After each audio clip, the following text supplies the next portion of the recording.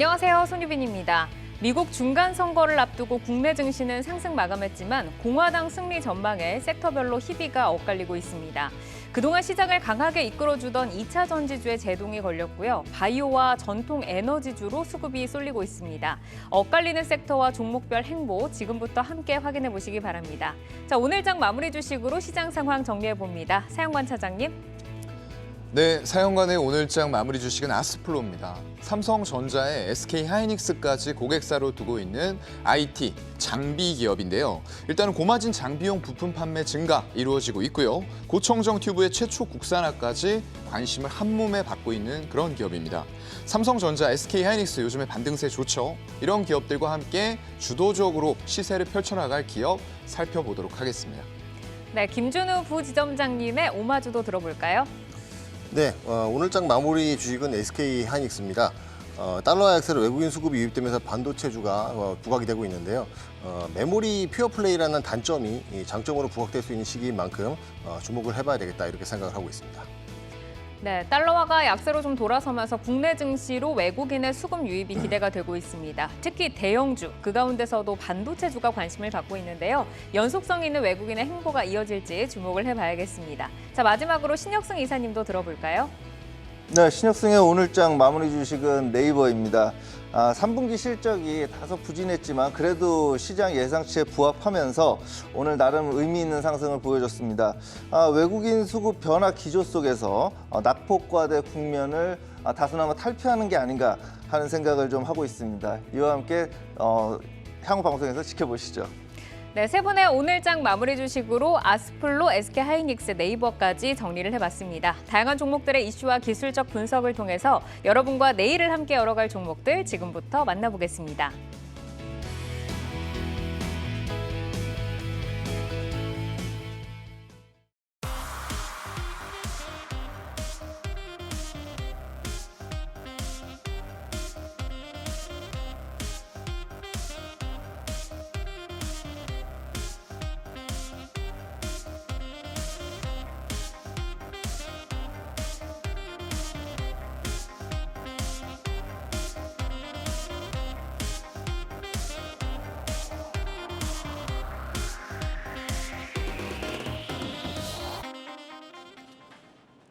이슈를 통해 성장주와 주도주를 찾아보는 종목인 이슈 시간입니다. 오늘의 종목인 이슈는 미국 중간선거 2차 전지의 약일까 독일까인데요. 미국 의회의 권력의 향배를 결정하는 중간선거가 시작이 됐습니다. 바이든 정부의 중간평가 성격이 강해서 국정 동력을 유지하는 데 아주 중요한 선거입니다. 현재 여론조사상으로는 공화당이 하원을 장악할 것으로 예상이 되고 있고요. 상원에서도 공화당이 다수당이 될 가능성이 조심스럽게 제기가 되고 있습니다. 미국 인플레 감축법 시행이 이제 2달여 앞으로 다가온 가운데 향후 나올 중간선거 결과에 따라서 정책 변화의 가능성이 제기가 되면서 잘 나가던 2차 전지주의 제동이 걸렸습니다. 미국 중간선거와 2차 전지 예상 시나리오 다각도로 진단을 하고 전략을 세워보겠습니다.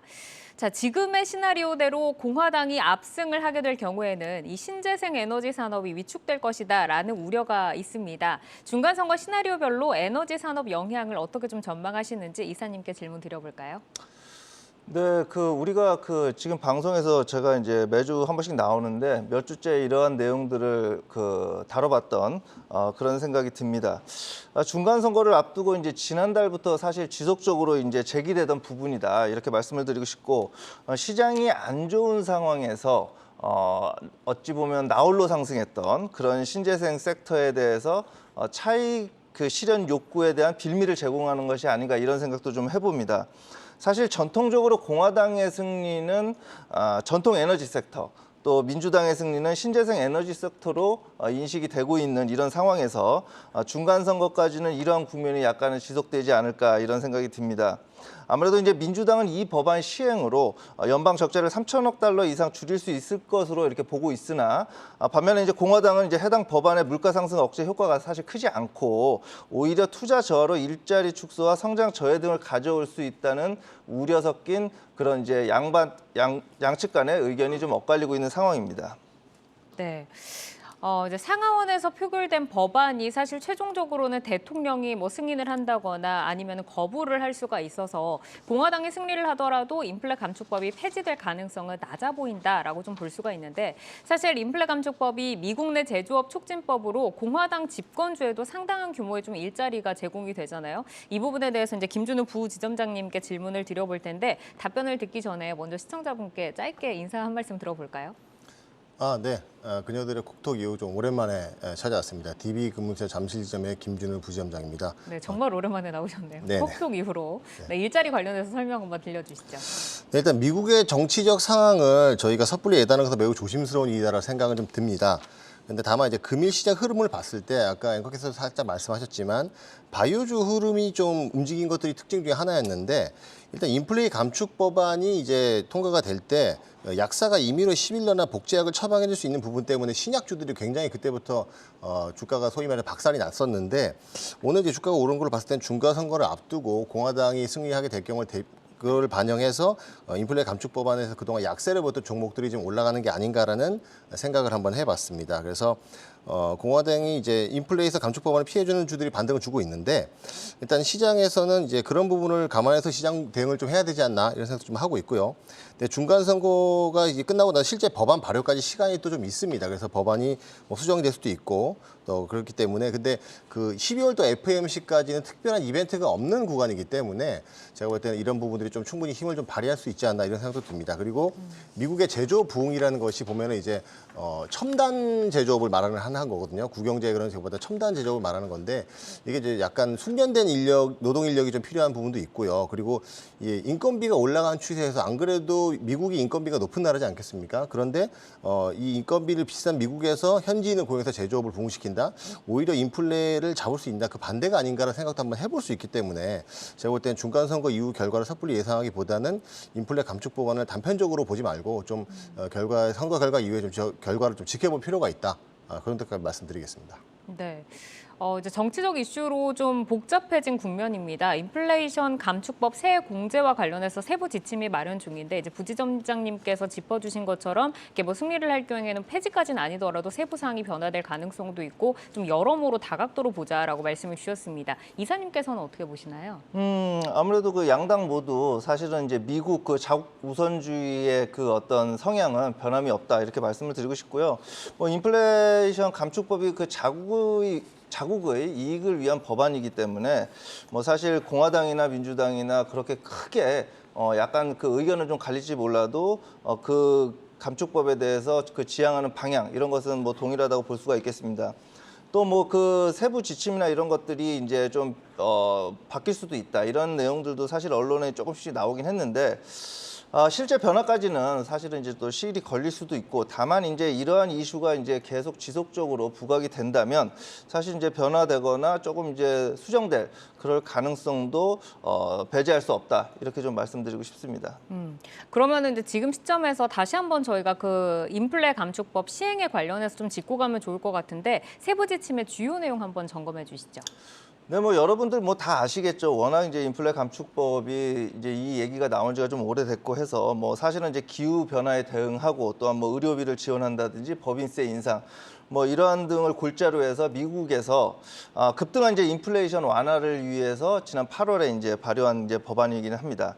사실 근데 이제 뭐 인플레 감축법 하면 우리가 이제 그 신경 쓰는 부분이 아무래도 이제 전기차 보급 확대 그 부분 쪽에서 중고차라든지 신차 이런 쪽에 이제 보조금을 지급하는 이런 내용인데요.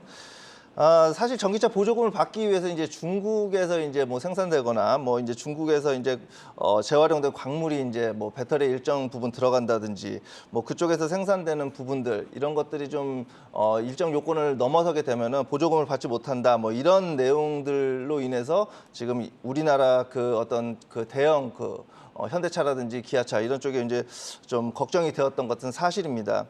사실 인플레 감축법이 이제 북미에서 이제 조립되지 않은 전기차에 대해서 보조금 지급을 중단하는 내용을 담고 있다. 이것이 핵심인데 이것이 사실 이제 한국에서 전기차를 조립해 수출하는 우리 기업에 사실 이제 타격이 있기 때문에 최근에 이제 현대차라든지 기아 이런 쪽에 약간 주가의 흐름이 안 좋았던 것도 사실이긴 합니다. 네, 이제 미국 인플레 감축법 시행으로 말씀을 주신 것처럼 자국 내 생산과 조립이 있다 보니까 이제 배터리 3사들이 또 발빠르게 북미 지역 투자를 또 진행을 했잖아요. 이제 포스코 케미칼이 이제 배터리 소재 기업들 같은 경우도 좀 대장으로 북미 지역의 진출에 좀 박차를 가하고 있는데 현재 국내 2차 전지 기업들 북미 지역에 투자하는 현황을 좀 듣고 싶습니다. 부지점장님께 한번 질문 드려볼까요? 네, 사실 인플레 감축 법안의 최대 수혜가 바로 국내 배터리 업계라고 해도 과언이 아니라고 생각을 합니다. LG 에너지 솔루션 같은 경우는 미국 미시간주, 애리조나주에 각각 배터리 공장을 운영을 하고 있고요. 또 GM에서는 배터리도 납품을 또 하고 있습니다. GM에는 또 GM과 미국 현지 공장을 추가 합작에도 합의를 했고요. 2025년부터 공장 가동 예정이라고 합니다. 또 SK온 같은 경우는 조지아주의 1, 2공장, 포드와 테네시, 켄터키주의 합작 공장 건설도 합의를 했는데 또 삼성 SDI도 스텔란티스랑 이제 인디애나주의 합작 공장 건설을 합의를 했습니다. 또 소재 기업 쪽에서 보면은 포스코 케미칼이 작년 12월에 GM이랑 같이 얼티엄 캠이라는 이제 조인트 벤처를 설립을 했거든요. 그래서 캐나다 퀘벡에 공장을 짓기로 했다고 합니다. 그래서 이를 통해서 GM과 두 차례 계약을 통해서 22조 원 규모의 양극재 수주 성과도 좀 보여줬는데요. 미국의 완성차 업체들도 이제 그 글로벌 탑티어인 국내 배터리 업체들과 손잡고 인플레 감축 법안에 대응할 수밖에 없는 상황이 아닌가 보여지고요. 사실 배터리 1위 업체는 중국의 CATL인데 중국 업체를 좀 배제하면은 미국의 완성차 업체들도 국내 배터리 관련 업체들과 손잡을 수밖에 없는 상황이 아닌가 그렇게 좀 판단하고 있습니다. 이제 미국 인플레 감축법이 시행이 되면 이제 중국이 주도하고 있던 전기차 시장의 판도를 조금 바꿀 수 있는 핵심적인 좀 기회가 될 수 있는데 K배터리가 이제 글로벌 시장에서 어떤 좀 주도권을 잡아나갈 수 있는 기회는 되지만 또 우리에게는 또 큰 시장인 중국 시장 내에서 입지가 좀 좁아질 것 같습니다. 이 부분 어떻게 좀 봐야 될까요? 사실 이제 미중 패권 전쟁의 일환이다 이렇게 볼 수가 있죠. 사실은 이제 반도체도 마찬가지로 이제 그러한 이슈들로 인해서 지금 삼성전자나 SK 하이닉스 여러 가지 이제 얘기들이 나왔으나 그래도 주가적인 측면에서는 최근 긍정적인 모습을 좀 보여주고 있습니다. K 배터리, 전기차 시장 이 또한 반도체와 더불어 미중 패권 다툼의 큰 틀에서 적용해야 된다 이렇게 좀 볼 수가 있겠고요. 사실 저는 시간과의 싸움이다 이렇게 보여집니다. 다만 이제 우리 한국의 어떤 그 외교적 역량 이런 것들로 인해서 중국과 미국 사실은 양대 시장 모두 우리가 이제 무시할 수 없는 상황에 놓인 이런 국가로서 외교적 역량에 사실 좀 기대를 좀 해보겠다. 그러면서 약간 좀 이쪽 부분은 이제 시간적인 어떤 시간과의 싸움이다 이렇게 좀 생각이 좀 듭니다. 네, 이제 미중 사이에서 어떠한 현명한 행보로 좀 신뢰를 챙길 수 있을지 이 부분이 좀 관건이다라고 말씀을 주셨고, 우리나라 이제 국내 배터리 3사의 실적 성장세를 좀 비교를 해보겠습니다. LG엔솔과 삼성 SDI에 비해서 이제 적자 행렬을 좀 이어가고 있는 SK온이 한참 좀 뒤처지고 있는데 그 이유가 어디에 있다고 보시는지 궁금하고 또 SK온은 언제쯤 턴어라운드를 좀 할 수 있을까요? 네, 최근 증권사들 레포트를 좀 살펴보면 SK 이노베이션 목표 주가를 좀 상향하는 모습들이 보입니다. 근데 그 주요한 이유 중에 하나로 자회사 SK온의 배터리 적자 폭이 줄어들고 있다는 부분을 지적을 하고 있습니다. SK온 같은 경우는 기존의 양극재나 메탈 이외에도 구리나 알루미늄 같은 것을 이제 판가를 전가하기 위한 협상을 좀 진행을 하고 있고요. 그래서 수익성 제고가 가능하지 않겠는가 이런 기대들이 있는 것 같습니다. 따라서 내년 하반기 정도에는 흑자 전환도 가능하지 않겠는가 하는 조심스러운 예측들이 좀 있는데 다만 이제 SK온이 캐펙스 투자를 많이 하기 때문에 차입금이 계속 증가하는 부분은 조금 단점으로 좀 보여지긴 합니다. 근데 이 부분이 걸림돌이 될 수 있긴 하지만 또 경우에 따라서는 모회사인 이노베이션이 어느 정도 지원할 수 있는 가능성도 우리가 볼 수 있기 때문에 한번 좀 지켜봐야 되지 않을까 그렇게 판단하고 있습니다. 그리고 이제 오늘 좀 눈에 띄었던 외국계 리포트를 하나 좀 짚고 가겠습니다. 2차 전지 종목에 대한 내용이 좀 눈에 띄었는데 모건 스탠리가 LNF의 주가를 내년 말까지 최대 2배 가깝게 뛸 수 있다라고 전망을 했습니다. 사실 LNF 같은 경우에는 미국 진출 불확실성이라는 변수가 있는 상황에서 이렇게 좀 좋은 평가를 받았습니다. 이 리포트의 의미 어떻게 좀 봐야 될까요? 네, 사실 전기차 시장의 어떤 폭발적인 성장세 이런 것들로 비추어 볼 때 레포트의 내용 이런 것들은 논리는 어느 정도 타당하다고 볼 수가 있겠습니다. 사실 외국계 레포트뿐만이 아니라 국내 레포트도 사실은 LNF에 대해서 긍정적인 어떤 이런 것들을 같이 다루고 있는 것도 사실인데요. 다만 이제 제가 지난번에도 우리가 2차 전지 관련해서 얘기가 나왔을 때 중간 선거 이슈도 있고 또한 이제 LNF LNF나 에코프로 BM 이러한 기업들 배터리의 소재를 이제 생산하는 기업들 이런 기업들은 아무래도 이제 그 리튬 등이 이제 중국의 소재에 크게 의존하고 있고 국내 배터리 소재 기업들에게는 이러한 부분들 이것들이 조금 불안적인 요소가 되지 않을까 이런 생각을 좀 한다 이렇게 말씀을 드렸는데 그래서 그와 함께 제가 이제 뭐 이게 더불어 말씀을 드리면은 그때 소재 기업이라고 할 수 있는 포스코 홀딩스가 지난 몇 주 동안 이제 지속적으로 오히려 에코프로 BM이나 LNF보다 오히려 이쪽이 이제 수급이 이제 이쪽으로 이동하면서 좋을 수도 있겠다 이렇게 말씀을 드렸는데요. 이런 그 LNF나 에코프로 BM 같은 경우는 그 소재를 만드는 그 소재, 즉 리튬 등을 비롯한 이러한 것들이 그 중국이나 이런 쪽에 너무 의존을 하고 있기 때문에 이런 쪽에서 약간 미중 간에 어떤 문제가 생겼을 시 좀 불안 요소, 리스크 요인으로도 작용할 수 있다. 좀 이렇게 생각되기 때문에 사실 뭐 외국계 레포트의 내용들 그 측면만 보면은 괜찮지만 조금 이제 그런 부분들도 우리가 감안해서 기업을 좀 봐야겠다 이런 생각을 좀 해봅니다. 네, 좀 정치적인 불확실성도 놓지 말자라고 말씀을 주셨고 중간 선거를 앞두고 공화당 압승 전망이 나오면서 미국 전기차주도 눌리고 뭐 그에 따라서 우리 2차 전지주도 사실 오늘 뭐 거의 약세의 모습을 좀 보였습니다. 하지만 좀 마지막에는 또 LG에너지 솔루션과 에코프로벤 같은 경우는 또 양봉으로 빨간불로 좀 올라오면서 거래를 마쳤는데 사실 그동안 굉장히 좀 잘 달려왔잖아요. 지금 많이 오른 시점에 어떻게 보면 좀 조정을 줄 만한 그런 이유가 생긴 것 같다라는 생각도 드는데 향후의 흐름을 가늠할 핵심 관건이 좀 어디에 있다라고 보시는지 이사님 어떻게 보세요? 우리가 그 시장을 이렇게 쭉 이렇게 오랜 기간 이제 경험해본 이제 뭐 저를 포함한 여러분들께서 느끼는 것 중에 하나가 늘 시장이 예를 들어서 안 좋을 때 독보적으로 이렇게 상승했던 이러한 섹터들은 시장이 돌아서게 되면은 좀 차익 실현 욕구라든지 이런 그 상황으로 인해서 좀 조정세를 보이는 것이 사실 어느 정도 이제 정석으로 이제 우리가 이제 알고 있습니다. 중간 선거 이슈 등으로 이제 아무래도 그 최근에 이제 뭐 좀 흐름이 안 좋았고 또 물론 뭐 오늘만 상황을 보면은 뭐 2차 전지가 좀 안 좋았다 이런 얘기들을 많이 하시는데 보면은 뭐 꼭 그렇게 뭐 시장 대비해서 조금 이렇게 좀 조정세가 있었지 그렇게 뭐 큰 조정세를 보이진 않았다. 또 태양광이나 이런 쪽에 그 하나 솔루션이라든지 이런 쪽도 뭐 크게 뭐 조정하는 느낌 이런 분위기를 못 잡았기 때문에 조금 이제 그런 부분에서는 장이 좋아서 좀 하락폭이 좀 덜했을 수도 있겠으나 그래도 이제 이러한 부분들은 좀 주목해서 봐야 될 것 같고 제 개인적으로는 이제 중간 선거가 이제 어느 정도 끝나면 그 이후에 어떻게 이 종목들이 이제 흐름이 이어나갈 것인지 그것을 좀 봐야 될 것 같다 이렇게 좀 말씀드리고 싶습니다. 네, 뭐 하나솔루션 같은 경우도 좀 밀리면 사겠다라고 보고 계시는 분들 많으셨던 것 같은데 어제는 좀 밀렸는데 오늘은 또 자리를 잘 지키는 모습을 말씀 주신 대로 좀 보였습니다. 자, 그러면은 김준우 부지점장님께서는 향후의 그 방향성 결정할 핵심 변수가 뭐다라고 좀 보실까요? 지금 주마가편 장세라고 한마디로 말씀드리고 싶은데 향후에는 시장이 좀 바뀔 수도 있지만 지금까지는 주마가편 장세였습니다. 그래서 빠지는 애들은 더 채찍을 맞아서 빠지고 오르는 애들은 또 채찍을 맞아서 더 빨리 오르고 계속 오르고 이런 모습을 좀 보여줬는데 2차전지 관련주도 계속 신고가를 경신하는 모습을 많이 보여줬습니다.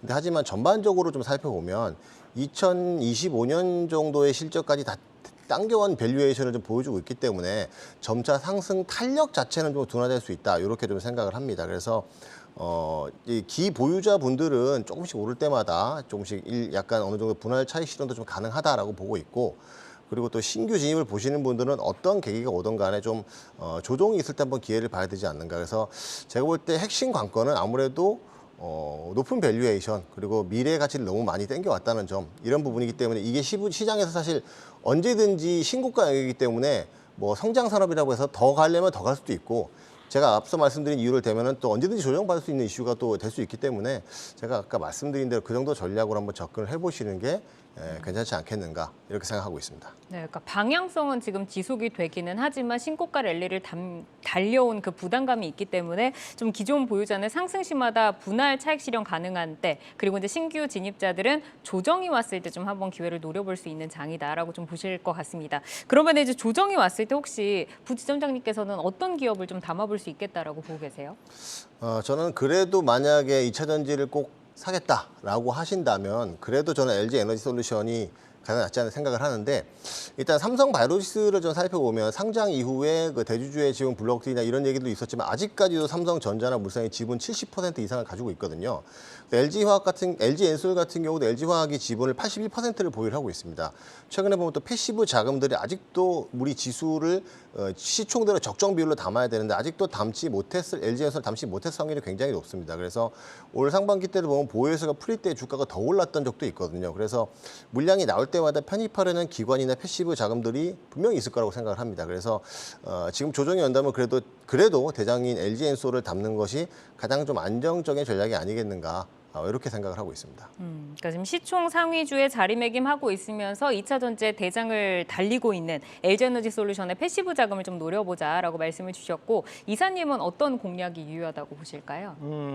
옆에 부지점장님 말씀대로 지금 이제 기보유자분들께서는 그분들의 영역이다. 지금 2차 전지 그 섹터들은 워낙 이제 그 시장이 안 좋았을 때 독일청정 이렇게 홀로 상승을 했기 때문에 지금 고점 부분에서 이제 그 가지고 계신 분들이 언제 차익 실현을 할지 이런 것들을 논할 부분이지 신규 진입하기에는 사실 부담이 있다. 만약에 지금 장이 안 좋거나 이러면은 우리가 그때도 말씀드렸다시피 피난처로서 2차 전지 섹터에 대해서 계속 지속적으로 관심을 가져야겠지만 지금 전반적인 섹터로 지금 시장 분위기가 훈풍을 타고 있는 가운데 2차 전지 섹터가 다소 이제 주춤한 모습을 보이고 있기 때문에 개인적으로는 기보유자분들께서 어떤 차익 실현을 어느 정도 언제 어떻게 하시는지 가지고 있는 분들의 영역이다 이렇게 좀 말씀을 드리고 싶고요.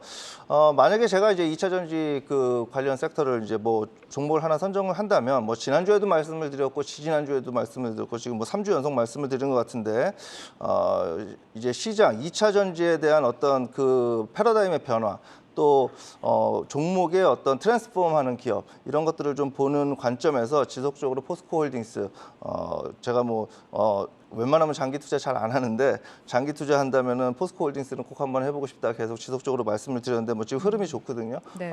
조정 시에 매수 가능하다 이렇게 말씀드리고 싶습니다. 네, 기업 성격이 변화되고 있는 포스코홀딩스를 관심 있게 보고 계신다라고 말씀을 주셨고 지금 이제 시장 분위기가 좀 전환이 되고 있기 때문에 2차 전지는 그동안 너무 많이 달려왔고 이제는 좀 훈풍이 불 수 있는 다른 섹터도 좀 눈여겨보자라는 말씀이신 것 같습니다. 자, 이슈를 통해 성장주와 주도주를 찾아보는 종목인 이슈, 미국 중간 선거를 앞두고 향후 예상 시나리오와 2차 전지주 행보까지 점검을 해봤습니다. 미국과 중국 또 러시아까지 대외 정책적 이슈에 따른 섹터와 종목별 차별화 전략, 투데이 한경 코리아마켓과 함께 찾아가 보시기 바랍니다. 네, 종목을 만나는 즐거움, 종목 맛집 투데이 한경 코리아마켓과 함께하고 계십니다.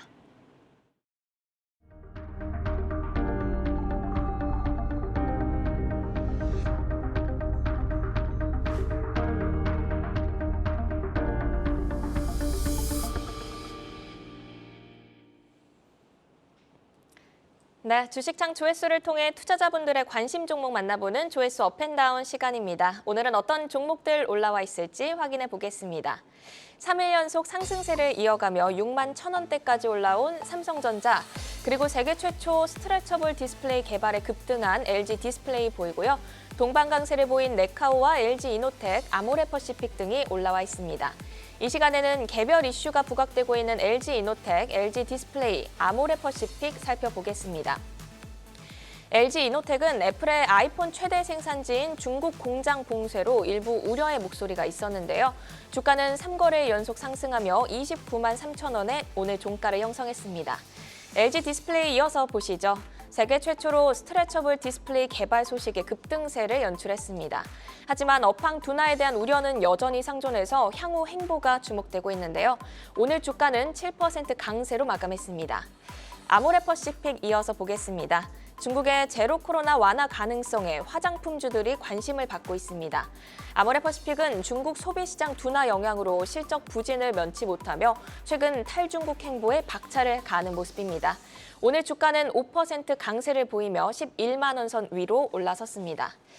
자, 그러면 LG 이노텍부터 사영관 차장님과 전략 살펴보겠습니다. 애플의 아이폰 최대 생산지인 중국 공장 봉쇄로 이 LG 이노텍에 대한 우려도 제기되고 있는데요. 불황 속에서도 이 전장 부품과 아이폰 14 효과로 최대 실적을 기록했지만 이 예상치 못한 변수가 생겼습니다. 어느 정도의 영향 예상하실까요?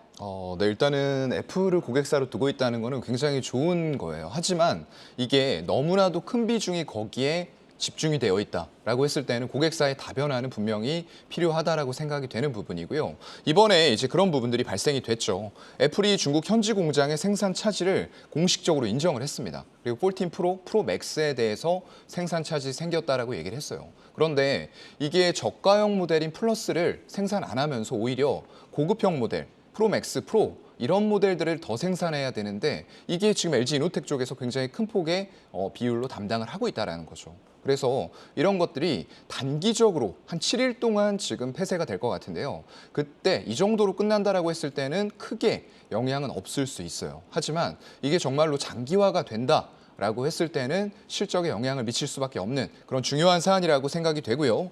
일단 연말 특수도 또 사라질 수 있다는 게 굉장히 클 것 같아요.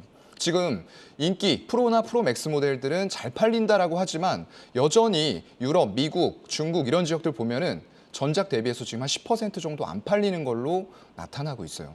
그만큼 경기 침체라던가 인플레이션 수요들이 너무 이런 것들이 크게 올라가다 보니까 정말로 소비자들의 실질 구매력을 계속 떨어뜨리고 있는 겁니다. 죽지 않죠. 인플레이션이 꺾이지가 않기 때문에 이런 부분에 있어서 고가의 이런 약간 사치품이라고 볼 수도 있어요. 이게 2년마다 예전에는 바꿨었는데 너무나도 가격이 크게 올라버린 이런 상황들, 거기다 환율도 일조를 하고 있기 때문에 이런 것들이 연말에 몰려서 판매가 돼야 되는데 그런 효과가 사라질 수도 있다라는 위기감도 같이 있는 것 같습니다. 그래서 지금은 그런 것 같아요. 애플에 대해서 고객들이 충성도를 가지고 있다고 합니다. 얼마만큼의 충성도가 제품 판매로 이어질지 이런 부분들 좀 체크를 해야 될, 테스트해야 될 시간이 다가왔다라고 생각이 되고요. 아이폰 13부터는 중국 내에서 시장 점유율 1위를 달성을 했어요. 근데 그 전까지는 애플도 중국에서 굉장히 힘들었습니다. 이 잡은 승기를 과연 14의 생산 차질에도 불구하고 계속 1위 점유율로 이어나갈 수 있을 것인가 이런 부분들 체크가 필요할 것 같습니다. 네, LG 이노텍이 원래 고급형 모델 쪽으로 실적을 잘 내고 있었는데 봉쇄가 장기적으로 이어지게 된다면 이 부분에 영향을 줄 수 있고 또 여기에 연말 특수 효과에도 마이너스가 될 것이다. 이런 점 좀 체크를 해보자라고 말씀을 주셨고요. 주가적인 측면에서 봤을 때 아이폰 증산 철회 소식에 하락했던 흐름은 조금 진정이 됐습니다. 그리고 좁은 박스권 내 등락을 현재 거듭하고 있는데 현 가격대에서 바닥은 다졌다고 봐야 할지 향후 전망 어떻게 보실까요? 네, 단기적으로는 좀 다진 것 같아요. 그리고 오늘 수급이 굉장히 잘 들어왔어요. 외국인들이 오랜만에 280억 넘게 LG 이노텍에 대해서 매수를 하면서 일단 3%에 달하는 강세를 보여줬고요. 일단 저항은 글쎄요, 단기적으로 지금 올라와 있는 가격대인데 박스권 지금 9월 말부터 형성된 상단이 30만 원 정도 됩니다. 그래서 현재 시점을 잘 돌파를 하면서 수급이 내일도 계속 들어올 것이냐가 이걸 결정할 것 같고요. 일단 지지선은 또 한 번 흔들릴 수 있다라는 가정하에 120주선 부근이에요. 26만 원까지는 지지를 열어놔야 되지 않을까라고 보고 있습니다. 네, 이어서 LG 디스플레이도 전략 살펴보겠습니다. 세계 최초로 신축성 있게 늘어나면서도 고해상도를 유지한 스트레처블 디스플레이 개발 소식이 전해지면서 오늘 급등세를 연출을 했습니다. 세계 최초로서 의미 있는 성과로 볼 수 있을까요? 네, 맞아요. 일단은 기술 개발 단계이긴 하지만 굉장히 의미는 있다라고 보여요. 일단 삼성 쪽에서 폰의 또 다른 형태를 내놨죠. 그동안 사용해오던 그런 폰들이 아닌 접는 폰이 나왔어요. 폴더블이죠. 폴더블에서 또 한 번 디스플레이에 변화가 일어난다라고 하면은 롤러블입니다. 많은 거예요. 근데 솔직히 그거 많은 거 생각해보면 쓸모가 있나요? 두께를 줄인다거나 부피가 작아진다거나 이런 게 전혀 없어요. 그렇기 때문에 롤러블은 제가 볼 때는 별로 쓸모없는 기술이라고 생각이 되는데 이 스트레처블은 다릅니다. 이걸 잡아당김으로써 면적을 늘려줄 수가 있는 거예요. 그래서 최대 20%까지 늘리는데 그게 화면에 손실이 없이 늘어나야 된다라는 게 기술의 관건이 되는 거겠죠. 그래서 세계 최초의 기술 개발 이런 것들 의미 있습니다. 그런데 오늘 외국인들, 기관들이 산 게 과연 그것 때문에 산 걸까? 라고는 말씀 못 드릴 것 같아요. 오늘도 수급은 좋았어요. 외국인들이 한 100억 정도 샀고요. 기관은 투신과 사모펀드 중심으로 해서 50억 매수 들어왔습니다. 그렇다 보니까 이 무거운 종목이 8% 가까이 급등이 나왔죠. 하지만 과연 디스플레이 업황, 지금 삼성 쪽은 굉장히 잘하고 있어요. 근데 LG 디스플레이 그렇지 못합니다. 아까 말씀드렸던 아이폰 14의 생산 차질, 양산 차질 이런 것들이 동시에 또 일어난 기업이 이 바로 LG 디스플레이 쪽이에요. 그래서 이런 관점에서 수급이 계속 이어지면서 업황의 개선이 과연 이루어질 것인가를 봐야지 이 기술 개발 자체는 사실상 세계 최초로 했다라는 부분들이 크게 의미는 가질 수는 없을 것 같아요. 왜냐하면 결국은 이런 제품들이 실용화, 상용화가 됐을 때 얼마나 양산 그리고 수율이 불량품이 그만큼 적게 나와야 된다는 거예요. 근데 아직까지 거기까지 가는 팩터에서 다른 기업들도 전부 다 이거 하고 있을 겁니다. 그런데 다만 첫 번째로 개발을 했다라는 이슈를 반짝 오늘은 받았다 정도로 생각하고 가시는 게 좋을 것 같아요. 네, 오늘 단기 호재로 급등을 하긴 했지만 업황은 여전히 불투명하지 않나 이런 말씀으로 이해를 해봤습니다. 주가 흐름으로는 그래도 최근에 의미 있는 반등세를 보여주곤 있는데요. 업황 악화는 주가에 충분히 반영이 됐다고 볼 수 있을까요? 아직은 잘 모르겠어요. 솔직히 바닥은 12,000원대에서 좀 잡은 것 같긴 하거든요. 그래서 지지대를 일단 12,000원으로 설정을 하도록 하고요. 오늘 급등이 나오면서 장중에 사실 더 많이 올랐었어요. 10%가 넘게 일중 고가 형태로 진행이 되다가 윗꼬리가 달렸는데 이게 60일선에 맞고 떨어진 거거든요. 지금 화면 보시면은 60일선이 10월 중순에도 계속 저항대가 됐던 부분이에요. 그리고 설사 이거 돌파한다고 하더라도 제가 이제 가장 저항대로는 싫어하는 121선이 기다리고 있거든요. 그래서 지금 저항은 121선까지는 수급상으로 밀어 올린다 치더라도 그 이상은 업황의 개선이 같이 이루어져야지만 돌파가 가능하겠다라는 관점으로 121선 부근 15,000원을 저항대로 잡도록 하겠습니다. 네, 마지막으로 아모레퍼시픽도 보겠습니다. 중국 제로 코로나 완화 가능성에 화장품주들이 들썩이고 있는데요. 중국 소비 시장의 둔화 영향으로 3분기에도 실적 부진을 면치 못했습니다. 미국과 유럽 등에서 그래서 브랜드 경쟁력을 키우고 체질 개선에 힘쓰는 모습인데요. 사실 해외 사업 비중의 70%가 중국이라고 합니다. 이 탈중국 행보에 따른 성과들 언제쯤 가시화될 걸로 보실까요? 글쎄요. 이게 가시화가 단기간에 되기는 좀 쉽지 않을 것 같아요. 왜냐하면 중국 아까 말씀해 주신 대로 70%가 아직도 중국에 치중이 돼 있어요. 그만큼 중국이 절대적인 비중을 차지하는데 과연 중국에서 제로 코로나 정책을 바로바로 뉴스 보도된 것처럼 풀까? 이 부분에 대해서는 약간 또 퀘스천 마크가 달릴 수밖에 없고요. 그렇다고 해서 우리가 더 말하던가 어떤 미국의 유럽 이런 쪽의 프리미엄 브랜드들과 싸워야 된다라고 했을 때는 거기에서 단기간에 가시적인 성과를 낼 수 있을까? 역시나 퀘스천 마크입니다. 그리고 중국은 지금 자본력이 어마어마한 나라예요. 그렇다 보니까 화장품 같은 쪽들에서 사실상 원료 별로 차이 없어요. 다 OEM 형태로 이렇게 공급을 받는 건데 중요한 건 브랜드 마케팅, 포지션을 어떻게 잡냐 이겁니다. 예전에 이제 설화수가 굉장히 잘 나가던 때가 있어요. 중국 쪽에서요. 그런데 이 위치를 누구한테 뺏겼냐? LG생활건강의 후한테 뺏겼습니다. 그만큼 어떤 한 브랜드에 대해서 충성도가 높지가 않다라는 거예요. 언제든 다른 브랜드, 대체할 만한 브랜드가 나타나면 이동할 수 있다. 그렇다고 하면 중국에 엄청난 자본을 바탕으로 해서 공장, 생산시설, 그리고 화장품 원료 받아서 브랜드 마케팅 한다고 했을 때 과연 우리가 경쟁할 수 있을까? 라는 관점에서 저는 이건 지금 최근에 수급 행보 봤을 때 투신 중심으로 해서 정말 끌어올리려는 게 그냥 눈에 보이는 수급입니다. 여기 보시면 화면에 지금 나가고 있을 텐데요. 투신 연기금 사모펀드가 사기 시작할 때부터 급등세 계속 상승하는 흐름들이 나오고 있죠. 근데 외국인 어떻죠? 지분 계속 줄이고 있습니다. 그래서 이것도 마찬가지로 단기적인 수급의 흐름 정도로 생각을 하시는 게 좋을 것 같고요. 일단 일봉상으로 121선이 위치돼 있는 12만 6천원 부근까지는 올라갈 수 있겠으나 그 이상은 업황의 개선이 이루어지지 않는 한 힘들다라고 말씀드리겠습니다.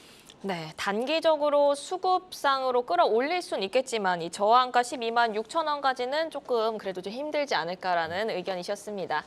이렇게 조회수 업앤다운 LG이노텍과 LG디스플레이, 아모레퍼시픽까지 점검을 해봤습니다. 개별 모멘텀과 중국발 이슈 잘 확인하시면서 대응하시면 좋겠습니다. 종목 조회하고 궁금증도 풀고 조회수 업앤다운은 주식창을 통해 확인하실 수 있습니다.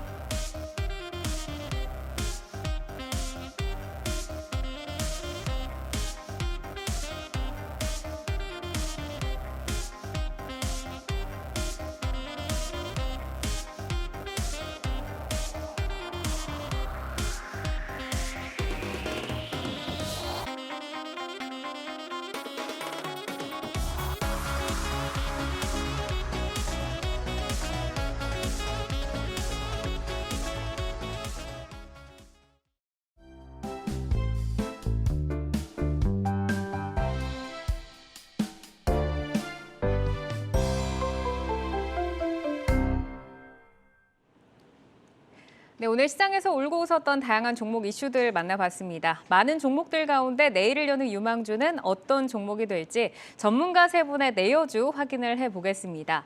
자, 오늘 가지고 오신 종목 보면요. 사연관 차장이 풍원정밀, 김준호 부지점장 두산, 신혁승 이사가 두산 퓨얼셀을 가지고 오셨습니다. 신혁승 이사님께서 가지고 오신 두산 퓨얼셀부터 한번 볼까요? 이게 사연관 차장님이 지난주에 내여주로 소개를 해주시기도 한 종목인데 어떤 매력을 지금 좀 눈여겨보고 계실까요? 하신지 몰랐어요. 근데 두 분 다 지금 좋게 보시는 종목입니다. 그리고 뭐 HPSP도 그렇고 또 풍원정밀도 제가 말씀드렸던 것 같은데 일면식도 없으신 분이니까 네. 오해 마시고요. 두산 퓨어셀 사실 최근에 이제 네옴시티 관련해서 수소 에너지 관련으로 이슈가 좀 있었고 올해 내내 뭐 정권도 교체되고 이러면서 정책적 불확실성으로 인한 발전용 연료전지 발주 시장에 악영향을 미침으로써 다소 이렇게 주가 흐름이나 주식에 대한 관심 이런 것들이 좀 떨어졌던 것도 사실입니다. 다만 이제 청정수소 발전 제도가 2023년에 이제 시행할 예정이고 또 이로 인해서 발전용 연료전지의 발주 시장이 회복될 것으로 이제는 좀 기대가 되는 것이 아닌가 이런 시장의 예측이 좀 있고요. 아무래도 이제 중국을 중심으로 해서 해외 시장 공략도 본격적으로 이렇게 기업 차원에서 한다 이런 얘기가 좀 있습니다. 그룹 차원에서 또 친환경 에너지 관련 인프라 모멘텀에 또 두산 에너빌리티와 함께 주목해 볼 필요가 있다 이렇게 말씀을 드리고 싶습니다. 사실 두산 퓨어셀 같은 경우는 뭐 몇 달 전, 뭐 몇 개월 전부터 사실은 뭐 수주가 좀 나올 것 같다 이런 얘기들도 시장에 많았었는데 계속 안 나오고 이제 지지부진했어요. 올해 내내 좀 그럼으로써 이제 주가에 충분히 반영이 되었고 지금쯤에서는 뭐 좀 하나 수주가 나와준다면은 뭐 더없이 좋지 않을까 지금 주가 흐름에서 그런 생각도 좀 해보면서 내년을 좀 기대할 수 있는 그런 뭐 종목이다. 사실 제가 뭐 내일을 여는 뭐 주식이다 해서 말씀을 드렸는데 개인적으로 제가 이제 이 종목을 좀 뭐 매매한다 이런다고 하면 이제 실적 발표가 있어요. 이제 실적 시즌이고 하니까 이제 실적 발표가 있기 때문에 뭐 이번 주 말이나 다음 주 초나 뭐 이렇게 하게 될 텐데 아무래도 이제 우리가 예상하기로는 이제 실적이 그렇게 좋을 것 같지 않다 이런 것을 이제 시장에서 모두가 알고 있는 것이거든요. 그러기 때문에 뭐 레포트상에서도 이제 뭐 그런 얘기들이 좀 있고 그렇기 때문에 이제 제가 판단하기로는 내일 당장 뭐 주가가 좀 지금 상승 추세로 탔기 때문에 뭐 무난한 흐름이긴 하나 실적이 어떻게 될지 예측이 안 되기 때문에 만약에 이제 실적을 확인하시고 만약에 실적 확인하시고 실적이 조금 부진해서 좀 밀린다 이런 흐름이 나온다면 그러면 이제 매수 타이밍으로 잡으면 좋지 않을까 이런 생각을 좀 해보면서 오늘 말씀드려봅니다. 네, 사실 이제 그동안 친환경 에너지들이 주목을 받을 때 수소 섹터는 조금 시장의 관심에서 벗어나 있었는데 이제는 뭐 정책적인 모멘텀의 이슈도 있고 또 실적을 발표를 했을 때 시장이 조금 뒤로 밀리면 그때 이제 주가가 좀 밀리면 그때를 기회로 활용해서 좀 잡아보면 좋을 것 같다라고 말씀을 주셨습니다. 지금 어쨌든 4거래일 연속 주가가 상승세를 이어가고 있습니다. 그러면은 가격 전략 어디까지 좀 보실까요? 네, 오전에 제가 이제 원고 쓸 때만 해도 좀 상승하다가 이제 32,000원 밑으로 좀 내려가길래 그 밑에서 좀 잘 됐다 이런 생각도 좀 했는데 오늘 뭐 다시 상승을 주긴 했지만 제가 실적은 좀 보고 해야겠다 이런 생각으로 좀 말씀을 드리기 때문에 매수가는 한 31,000원에서 31,500원 요 32,000원 이하 부분에서 좀 기다려 보시는 게 좋을 것 같고요. 만약에 이제 실적이 잘 나오면은 뭐 우상향으로 계속 갈 수 있겠지만 실적이 좀 시장에서 이런 예측하는 부분이 안 좋기 때문에 실적이 안 좋다라는 그 가정을 하고 그런 후 이 접근을 해서 만약에 그때 음봉이 나오거나 했을 때는 기술적으로 매수할 수 있는 타이밍이 될 것이다 이렇게 보여지고요. 뭐 그래서 목표가는 한 4만 원 수준까지는 만약에 실적 이후에 좀 눌림목에서 잡아보면 가능할 수 있지 않을까. 시장 상황도 우호적으로 변하고 있기 때문에 그런 생각을 좀 해보고 다만 이제 손절가는 29,500원 정도 수준으로 짧게 잡아봤습니다. 실적이 어느 정도 안 좋게 나오거나 혹시라도 좋게 나오거나 해서 만약에 잘못 나와서 3만 원 밑으로 깨지면은 조금 이제 시장에서 영향이 있을 수도 있기 때문에 추세가 완전 무너질 수 있기 때문에 그 부분 염두하시면서 한 3만 31,000원대 정도에서 매수하면 괜찮을 것 같다. 이렇게 말씀드리고 싶습니다. 그러니까 추세가 너무 밀리는 것 같으면은 그때는 조금 위험하다라는 말씀이신데 혹여라도 실적이 잘 나와서 이 가격이 32,000원 이하로 오지 않는다고 했을 때는 잡아도 될까요? 네, 저는 뭐 지금 두산 퓨어셀 같은 경우는 뭐 서두에서 말씀드렸다시피 그 지난 올해 내내 그 어떤 그 수주에 대한 기대감 이런 것들이 사실 있었던 것이 사실인데 뭐 이제 정책적인 영향이나 이런 것들로 인해서 조금 이제 지지부진한 부분 이런 것들이 있었던 것들은 사실이고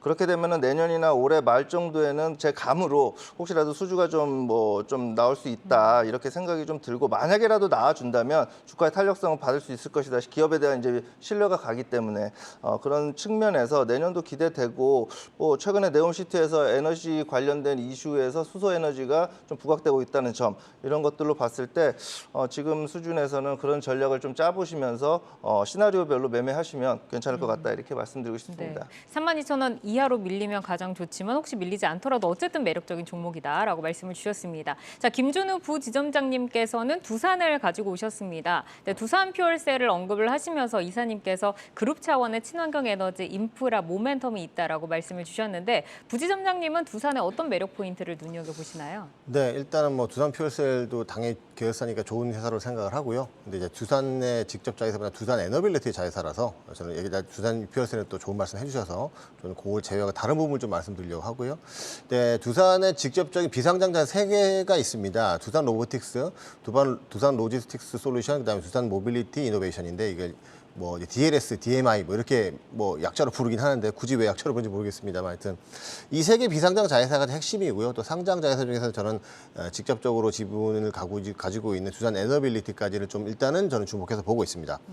지주사임에도 불구하고 제가 우리나라한테 지주사 디스카운트가 좀 있지 않습니까? 네. 근데 제가 지주사임에도 불구하고 두산을 좀 좋게 보는 이유는 일단은 이제 국내 1위 글로벌 5위 협동 로봇 시장의 강자인 두산 로보틱스 그리고 수소 연료 전지랑 드론 사업을 영위한 두산 모빌리티 이노베이션 그리고 도시명 물류센터 구축을 하는 물류 자동화 솔루션인 두산 로지스틱스 솔루션 이 비상장 자회사들이 너무 이제 제가 볼 때는 핵심적인 사업들을 영위하고 있다 이런 부분을 좀 주목하고 있고요.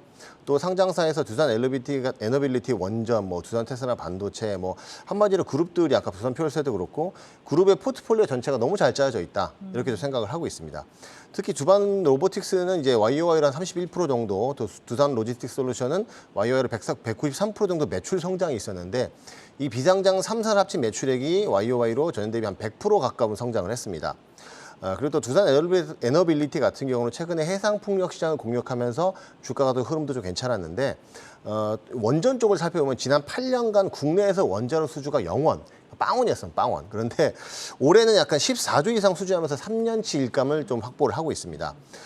최근 전체적으로 우리나라의 그 기업들의 이익 추정치 계속 하향되고 있고 또 실적이 내년에 더 빠질 것으로 보이는 게 굉장히 많은데 두산 같은 경우는 비상장 자회사들이나 두산 에너빌리티가 계속 성장할 것으로 기대가 되고 있는 것만 지켜봐도 우리가 한번 관심을 가져볼 만하지 않나. 한마디로 정말 미래를 여는 뭐 그룹주가 아닌가라고 생각을 하고 있고요. 네. 또 비상장사들이 아직까지 상장할 여건이 바로 되진 않기 때문에 이 비상장사들의 성장의 수혜를 고스란히 주두산이 받을 수밖에 없다고 생각을 합니다.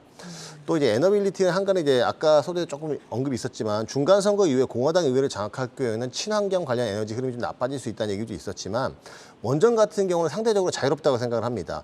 비용 대비 효과도 원전에 만한 게 없고 리파워 이유나 이런 데서 봤을 때도 유럽에서도 원전을 친환경으로 좀 녹색 성장으로 분류를 하고 있기 때문에 또 글로벌 에너지 대란에서 원전의 역할을 좀 더 커지면 커졌지 작아질 수 없다고 생각을 합니다. 마지막으로 두산그룹이 10년 넘게 굉장히 긴 구조조정과 그런 사업 재편의 어두운 터널을 지났는데 이제 그 터널을 막 벗어나기 시작하지 않나 싶어서 저는 전반적으로 두산그룹주를 좀 눈여겨볼 필요가 있다 이렇게 좀 정리하도록 하겠습니다. 그러니까 그룹 전체적으로는 미래 성장 동력 산업 중심으로 포트폴리오가 잘 짜여져 있어서 전체적으로 매력이 있는 데다가 특히 원전 같은 경우는 0원에서 14조로 유의미한 매출을 보여줬기 때문에 이 부분도 정책에서 자유로울 것이다. 매력적인 포인트가 지금 굉장히 좀 많은 것 같습니다. 오늘은 지금 보합으로 거래를 마쳤는데 가격 전략 한번 들어볼까요? 일단은 증권사들의 평균 가격을 컨센서스를 살펴보면 한 13만 8천 원 정도의 형성이 되어 있고요. 저는 미래를 여는 종목인데 손절가를 꼭 얘기해야 되나 이런 생각도 들지만 기술적으로 본다면은 일봉상 1000일 이평선을 굉장히 최근에 지지하면서 좀 올라오고 있는 흐름을 보여주고 있는데 일봉상 1000일 이평선 가격대 정도를 만약에 강하게 하향 이탈한다면은 저는 그런 경우가 좀 약간 시장이 무너지는 경우나 아니면 돌발적인 악재가 없으면 없을 거라고 보는데 또 시장은 모르는 거니까. 그래서 일봉상 1000일 이평선을 강하게 하향 이탈한다면은 그때는 조금 다시 한번 좀 더 한번 점검을 해봐야 되지 않나. 그 정도로 한번 생각을 하고 있습니다. 예. 네, 손절보다는 어쨌든 미래의 좀 성장을 좀 지금 많이 좀 보시는 것 같아요. 자, 다음으로 사용관 차장님께서 가지고 오신 풍원정밀 보도록 하겠습니다. OLED 관련 디스플레이 업체인데 사실 앞서서도 이제 LG 디스플레이 저희가 좀 짚어봤지만 업황으로 보면은 좀 불투명한 상황이잖아요. 네. 이 시점에서 가지고 오신 데는 이유가 있으시겠죠? 글쎄요. 이쪽은 그쪽 업황하고는 조금 별개로 보는 게 맞을 것 같고요. 일단 오늘 아침에 이슈가 좀 있었습니다. 포토마스크 수급난이 자동차 칩에 직격탄을 준다라는 뉴스가 나오면서 일단 SNS텍이라던가 FST 같은 종목들이 상승하는 이런 흐름들이 나왔었어요. 이 풍원정밀 같은 경우에는 일단은 금속 박판의 가공 기술을 가지고 있는 회사입니다. 근데 이게 굉장히 경쟁력 있는 기술이에요. 그렇다 보니까 첨단 디스플레이 부품을 제조하는 데 꼭 필요한 기술로 인식이 되고 있고요. 거기다가 OLED 증착용 금속 마스크인데 이게 이제 굉장히 중요한 거죠. 파인 메탈 마스크라고 해서 이걸 이제 일본이라던가 이런 해외 쪽에서 거의 의존을 다 하고 있었습니다. 그런데 최근 들어와서 이제 SNS텍이라던가 이런 풍원정밀 같은 업체들이 양산이 임박했다라는 뉴스가 지금 업계에서는 들려오고 있어요. 그렇다 보니까 이게 정말로 국산화가 된다라고 했을 때는 굉장히 큰 파급 효과를 가져올 수 있는 그런 상황이고요. 여기는 반도체 업황하고는 조금 다르게 봐야 될 것 같아요. 반도체는 내년 하반기 이후에 좋아질 부분들, 하지만 외국인들은 선제적으로 매크로에 앞서서 삼성전자, SK하이닉스 같은 종목들을 담고 있죠. 하지만 디스플레이 업황은 지금 나쁘지 않습니다. 오히려 아까도 말씀드렸던 것처럼 삼성전자 전체에서 10년 내 최고치의 디스플레이 매출 비중을 가져올 정도로 LG 쪽과는 다른 모습들을 보여주고 있어요. 근데 이런 LG 쪽에만 고객사가 있는 게 아니라 당연히 삼성전자 같은 쪽들도 고객사로 확보할 수 있는 이런 업체들을 선별하는 건 굉장히 중요한 과정이라고 생각이 되고요. 이 핵심 기술은 이제 단면을 2회 에칭할 수 있는, 식각할 수 있는 그런 공정이에요. 그렇기 때문에 여기에서 향후에 만약 국산화에 성공하면서 성공적으로 진입을 한다라고 했을 때는 지금 중국이 반도체 쪽에서 미국에게 굉장히 많이 얻어맞고 있습니다. 그렇다고 하면은 반도체 굴게 하려던 돈들 대체 어디로 갈까요? 디스플레이 쪽으로 많이 들어갑니다. 그렇게 된다고 했을 때 중국 고객사까지 같이 확보하면서 매출의 캐파가 완벽하고 크게 일어날 수 있는 이런 상황들이 만들어질 수 있다라고 생각이 되고요. 일단 파인 메탈 마스크는 3분기에 테스트가 끝난 것으로 파악이 돼요. 그렇다고 하면은 4분기부터는 시제품 테스트가 들어갈 것 같은데 이게 수율까지 맞추고 고객사의 니즈까지 맞춰서 생산이 내년부터 완벽하게 들어간다라고 했을 때는 획기적인 기업의 변화가 일어날 수 있을 것 같습니다. 기업이 완전히 멀티플을 재산정해야 하는 맞아요. 시점인 거네요. 그러면 이제 풍원정밀의 가격 전략은 저희가 어느 정도로 설정을 하고 대응을 해볼까요? 네, 일단은 가격은 지금 매수가는 한 13,000원대 부근까지 열어놓고 매수하시면 좋을 것 같아요. 이거 지금 일봉상 화면 나가고 있는데요. 바닥이 명확하죠. 상장한 지는 얼마 안 됐어요. 근데 이제 바닥은 이런 식으로 13,000원 부근에서 6월 말 정도에도 한번 형성이 됐고요. 거의 뭐 8월 중순에도 거의 왔다라고 봐야 되겠죠. 그리고 9월 말에도 계속 지금 9월 달 10월에 굉장히 많은 매수 기회를 주고 있어요. 이렇게 우리는 이슈가 나와서 급등했을 때 매수하는 게 아니라 이렇게 바닥 잡고 조용하다가 양산 성공 이런 뉴스 나오면 일부 차익 실현 이런 관점으로 접근을 하시는 게 더 좋을 것 같습니다. 목표가는 일단은 전고점 부근에 18,000원 정도까지 보고 양산 성공해서 숫자가 여기에 재무제표에 팍팍 찍힌다라고 했을 때는 목표가 상향 충분히 가능할 것 같습니다. 알겠습니다. 자, 풍원정밀까지 좀 들어봤고요. 저희가 또 이 전문가님들께서 가지고 오셨던 그 종목들에 대해서 리뷰를 한번 좀 들어보겠는데 이사님께서 오늘 포스코홀딩스를 또 장기 투자에 매력적인 종목이다라고 짚어주셨습니다. 사실 이제 포스코홀딩스를 보면은 뭐 엊그제 굉장히 좀 강한 양봉으로 좀 올라왔고 계속해서 좀 고점으로 향해 가고 있잖아요. 그러면은 좀 부담스러워서 접근하기가 어려워하는 분들도 계실 것 같은데 전략을 조금 더 들어보고 갈까요? 네, 이제 뭐 좀 많이 올라왔으니까 말씀드렸을 때보다 이제 올라와서 이제 부담스러운 자리긴 하지만 단기적으로 봤을 때 그렇고 저 개인적으로 계속 지속적으로 말씀드리지만 뭐 그렇다고 LNF나 뭐 에코프로비엠이나 기존의 그 소재 관련 그 종목들이 뭐 나쁘다 이런 건 아니고 그 기업들은 아무래도 중국에서 니켈이나 리튬 이런 것들에 대한 어떤 그 소재를 만드는 소재 그것들에 대한 리스크가 항상 존재할 수 있기 때문에 그 부분을 좀 염려하는 부분이고요. 그 부분을 해소할 수 있는 이제 포스코홀딩스 아무래도 이제 아르헨티나의 이제 리튬 뭐 그런 공장이라든지 여러 가지 이제 이슈가 지금 부각되고 있고 아무래도 2030년에 뭐 한 뭐 40조 정도까지도 매출이 2차 전지 섹터에서 나타날 수 있다 이런 얘기들도 지금 뭐 나오고 있기 때문에 개인적으로 이 기업 정도는 뭐 제가 한번 그때도 말씀드렸다시피 장기 투자해볼 만한 가치가 있는 것 같다. 2차 전지 전체 섹터에서 이제 이쪽으로 좀 관심이 집중할 때 그런 생각이 들어서 계속 말씀을 드리고 지금 뭐 최근에 이제 기술적으로 보면은 많이 올라왔어요. 우리가 그때 말했을 때 뭐 차트를 좀 보시면 21선 뭐 지지하고 여기서 지지되면 참 좋겠다 했는데 정말 그 교과서처럼 지지가 되고 이제 올라갔는데 제가 볼 때는 이 뭐 추세가 지금 뭐 계속 지속적으로 유효하고 있기 때문에 뭐 눌렸을 때 뭐 이렇게 지속적으로 매수하는 관점도 괜찮을 것 같고 최근에 뭐 기관수급도 의미 있게 계속 들어오고 있고 뭐 시장에서 이제 뭐 매니저들이나 여러 가지 이제 그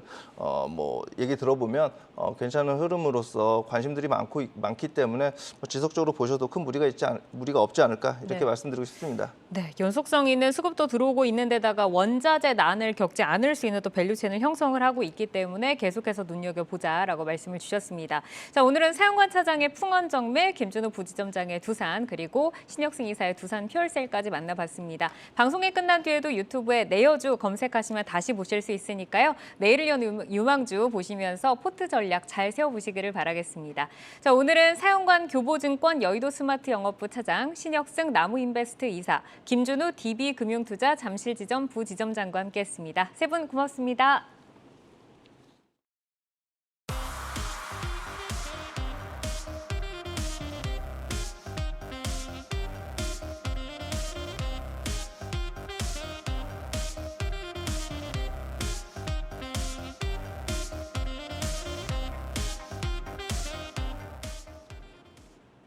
네, 저희는 여기서 인사드리겠습니다. 내일 다시 찾아오겠습니다. 고맙습니다.